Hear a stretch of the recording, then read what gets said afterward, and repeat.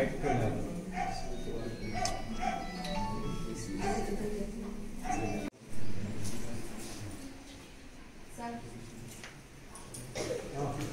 হৈছে যে এইটো যে আৰম্ভণি এইটো যাতে আমাৰ আগলৈ চলি থাকে আৰু এইটো নহয় যে আমি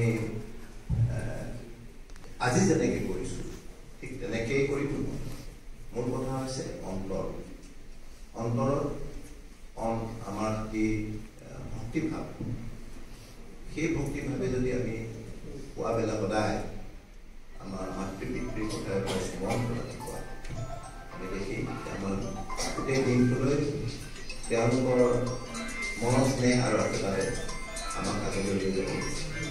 কাৰণ মাতৃ পিতৃ এনেকুৱা যে নিস্বাৰ্থ হিচাপে নিজৰ ল'ৰা ছোৱালীৰ মংগলৰ কাৰণে সকলো সময়তে চিন্তা কৰি থাকে।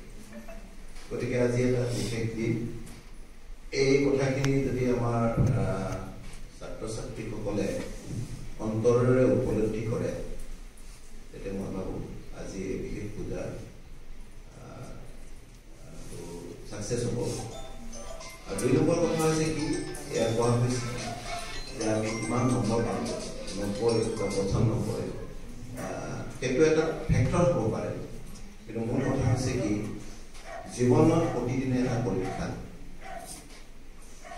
আমাৰ যিটো মেট্ৰিক পৰীক্ষা হ'ব সেইটো এটা প্ৰথম পৰীক্ষা।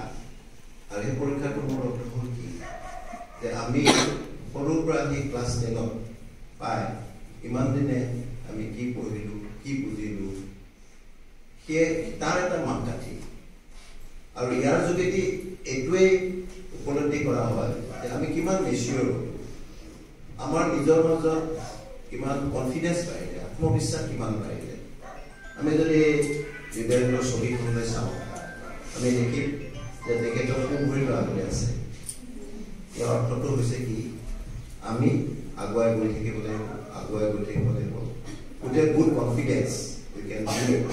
আমি আমাৰ সন্মুখত অহা যিকোনো বাধা বিঘিনি অতিক্ৰম কৰি আমি লক্ষ্য প্ৰাপ্তিলৈ আমি গৈ থাকিম। এইখিনি মই চমুভাষণ দিলোঁ। বহুত বহুত ধন্যবাদ।